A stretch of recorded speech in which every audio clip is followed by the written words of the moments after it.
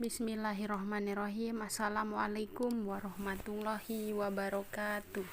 Halo semua, selamat datang kembali di channel ini. Dukung kami dengan cara like dan subscribe dan simak video kami sampai akhir agar tidak salah paham. Pada kesempatan kali ini kami akan membahas tentang 3 kriteria laki-laki yang pantas untuk dinikahi. Baiklah, mari kita mulai. Dalam Islam, laki-laki ataupun perempuan mempunyai hak yang sama dalam memilih pasangan yang disukai.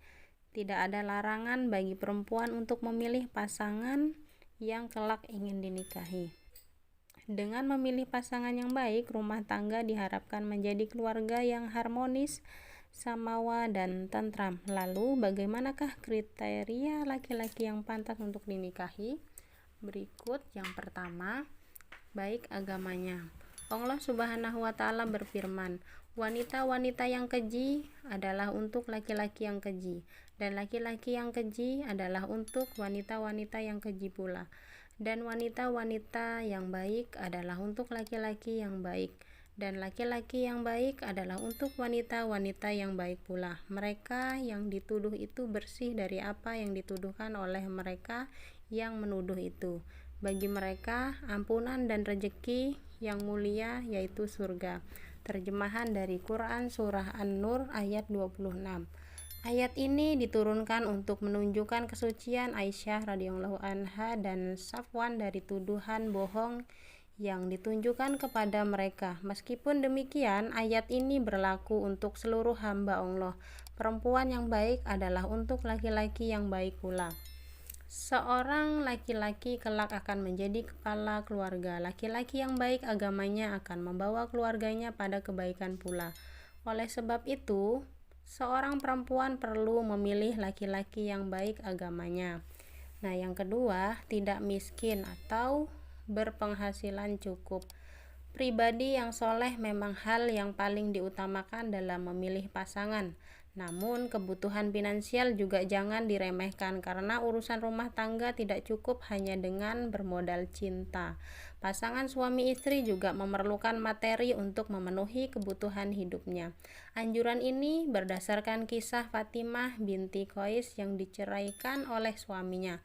Saat masa iddahnya habis, ada 3 orang yang meminangnya, yaitu Muawiyah, Abu Zaham bin Sukair, dan Usamah bin Zaid.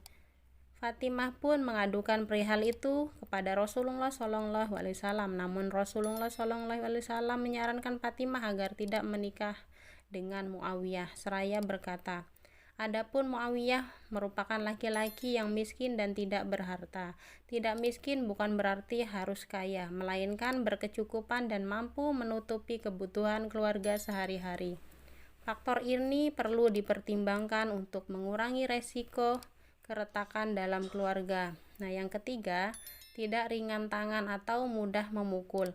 Rasulullah SAW menganjurkan perempuan untuk tidak menikahi laki-laki yang ringan tangan atau mudah memukul. Hal ini berdasarkan larangan Rasulullah SAW menganjurkan perempuan untuk tidak menikahi laki-laki yang ringan tangan atau mudah memukul. Hal ini berdasarkan larangan Rasulullah SAW untuk Fatimah binti Qais untuk tidak menikah dengan Abu Zaham.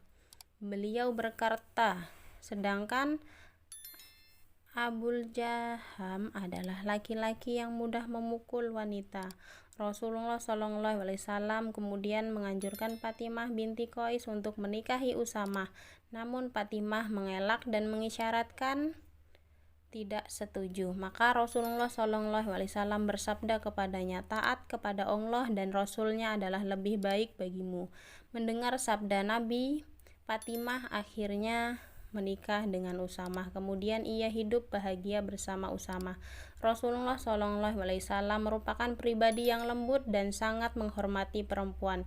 Beliau tidak pernah memukul istrinya sebagaimana pernyataan Aisyah. Rasulullah SAW sama sekali tidak pernah memukul pembantu maupun perempuan. Berdasarkan kisah Fatimah binti Qais, kita dapat menarik kesimpulan bahwa hadis tentang 3 kriteria itu bukan hanya ditujukan untuk perempuan saja, melainkan untuk laki-laki juga. Karena Rasulullah SAW pun mempertimbangkan aspek materi dan keutamaan memilih pasangan karena agamanya. Nah, sekian, terima kasih telah menonton video kami hari ini. Semoga informasi ini bermanfaat bagi kita semua. Jangan lupa untuk like, komentar, share, dan subscribe channel ini untuk mendapatkan update konten-konten Islami lainnya. Wassalamualaikum warahmatullahi wabarakatuh.